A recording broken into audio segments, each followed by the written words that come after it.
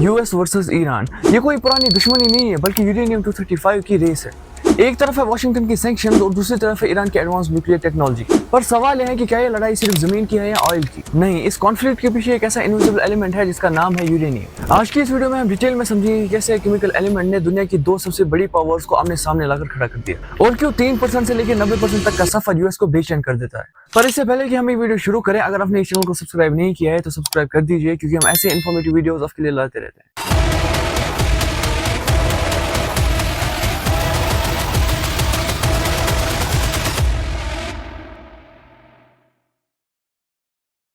Science की शुरुआत होती है आइसोटोप से। यूरेनियम नेचर में तो मिलता है, लेकिन वो दिखने में दो जुड़वा भाइयों जैसा होता है जिनका बिहेवियर बिल्कुल अपोजिट होता है। पहला है यूरेनियम 238। ये शांत भाई है। यूरेनियम में 99.3% यही होता है। ये फिजनेबल नहीं होता, मतलब ये कोई भी चेन रिएक्शन शुरू नहीं कर सकता। दूसरा है यूरेनियम 235। ये चुलबुला भाई है। ये यूरेनियम का सिर्फ 0.7% होता है, लेकिन ये वो एलिमेंट है जो बॉम्ब या न्यूक्लियर एनर्जी बनाने में काम आता है। यूरेनियम 235 फिजाइल होता है, मतलब अगर कोई न्यूट्रॉन उसके न्यूक्लियस से टकराता है तो वो टूट जाता है और बहुत ज्यादा एनर्जी रिलीज होती है।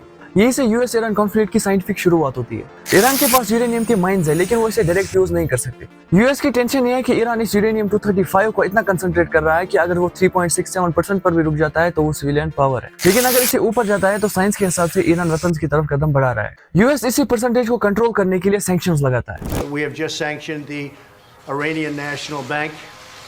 That is their central banking system, and it's going to be at the highest level of sanctions. Uranium को एनरिच करना केमिस्ट्री का नहीं बल्कि फिजिक्स का काम है, क्योंकि यूरेनियम 238 और यूरेनियम 235 केमिकली आइडेंटिकल होते हैं, मतलब उन्हें किसी भी एसिड या किसी भी केमिकल प्रोसेस से अलग नहीं किया जा सकता। आपको उनके वेट डिफरेंस का फायदा उठाना पड़ता है। यूरेनियम 238 यूरेनियम 235 से महज 1% भारी है। इसके लिए यूज होते हैं गैस सेंट्रीफ्यूज। सबसे पहले यूरेनियम को एक गैस में बदला जाता है, इसे कहते हैं UF6 यूरेनियम हेक्साफ्लोराइड। इस गैस को एक सिलेंडर में भरा जाता है जो स्पीड ऑफ साउंड से भी ज्यादा तेज घूमता है। फिजिक्स प्रिंसिपल सेंट्रीफ्यूगल फोर्स की वजह से यूरेनियम 238 सेंटर से बाहर चला जाता है और अंदर रहता है यूरेनियम 235। पर एक सेंट्रीफ्यूज से कुछ नहीं होता। ईरान हजारों सेंट्रीफ्यूज को एक सीरीज में जोड़ता है जिसे कैस्केड कहते हैं। गैस एक मशीन से निकलकर दूसरी मशीन में जाती है और हर स्टेप पर यूरेनियम 235 का कंसंट्रेशन थोड़ा बढ़ जाता है। यूएस ईरान टेंशंस में सेंट्रीफ्यूज का मॉडल सबसे अहम मुद्दा रहा है। ईरान पहले IR-1 मॉडल्स यूज करता था जो स्लो थे, लेकिन अब ईरान IR-6 और IR-8 जैसे एडवांस मॉडल्स को टेस्ट कर रहा है जो 10 गुना ज्यादा एफिशिएंट है। साइंस ये कहती है कि जितनी एडवांस मशीन्स होगी उतनी जल्दी ईरान वेपन ग्रेड यूरेनियम तक पहुंच जाएगा। इसीलिए यूएस चाहता है कि ईरान की एडवांस मशीन्स को लिमिट या फिर डिस्ट्रॉय किया जाए। President Trump's orders, U.S. Central Command conducted a precision strike in the middle of the night against 3 nuclear facilities in Iran, Fordo, Natanz, and Esfahan, in order to destroy or severely degrade Iran's nuclear program. अब बात करते हैं सबसे critical scientific fact की। लोग सोचते हैं कि 0% से लेकर 90% तक पहुंचना एक लीनियर प्रोसेस है, लेकिन यहीं पर फिजिक्स एक ट्विस्ट देता है। एनरिचमेंट का सबसे मुश्किल पार्ट 0.7% से लेकर 20% तक पहुंचना होता है। इसमें सबसे ज्यादा वक्त और सबसे ज्यादा एनर्जी लगती है। एक बार जब आप 20% तक पहुंच जाते हो तो टेक्निकली आपने 90% काम खत्म कर लिया है। 20% है एनरिचमेंट, इसे हाई एनर्जी यूरेनियम की कैटेगरी में रखा जाता है। 90% है एनरिचमेंट, इसे वेपन ग्रेड कहते हैं। साइंटिफिक लॉजिक के हिसाब से 20% से लेकर 90% तक पहुंचने में कम वक्त और कम एनर्जी लगती है और कम सेंट्रीफ्यूजेस लगते हैं। इसे न्यूक्लियर साइंस में ब्रेकआउट टाइम कहते हैं। यही वजह है कि ईरान ने जब अनाउंस किया कि वो यूरेनियम को 60% एनरिच कर रहा है तो दुनिया में हल्ला मच गया।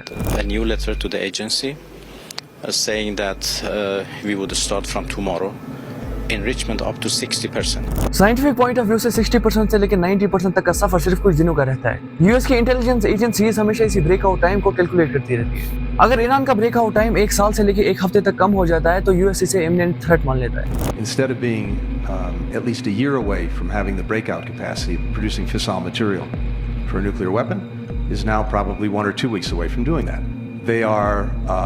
They haven't produced a weapon itself, but that's something, of course, that we track very, very carefully.